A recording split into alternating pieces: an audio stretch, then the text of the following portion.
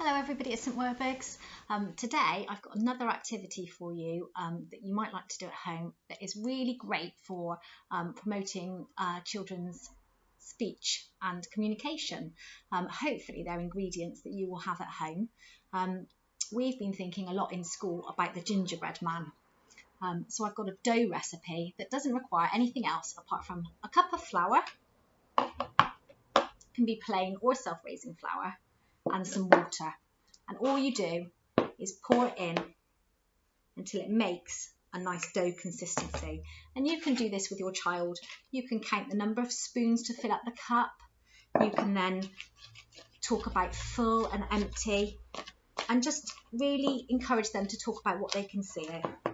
So we're just mixing the dough together, adding a little drop more water until it's a good consistency. So I can see my dough is starting to come together.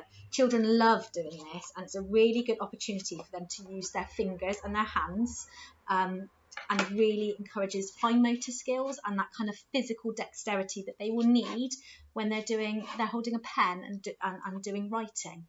So I've got my dough here,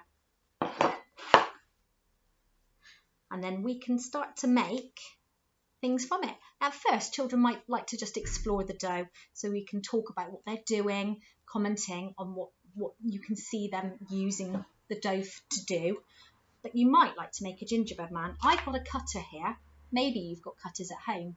Or if not, maybe you can encourage children to talk about what different features a gingerbread man might have.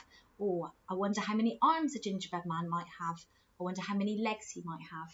Sometimes children will like to play with that and use their imagination. So it's absolutely fine if your child decides to make a gingerbread man that's got 6 legs, because they'll find the humour in that and the sense of fun. You might also find some other things to help with decorating your gingerbread man. I found some buttons and some beads, some pom-poms. I found some raisins, and also I just cut a few little circles out of some paper, and then we can decorate the gingerbread man. So I'm going to use a cutter, and we might talk about making the dough flat and using our hands. Here's my gingerbread man. A little rough around the edges, and then I'm going to use some raisins and pop them in for his eyes, and he's got 2 eyes. And then I'm going to use some buttons for on his body, and I'm going to use 1, 2, 3. I wonder whether you might make a gingerbread man at your house.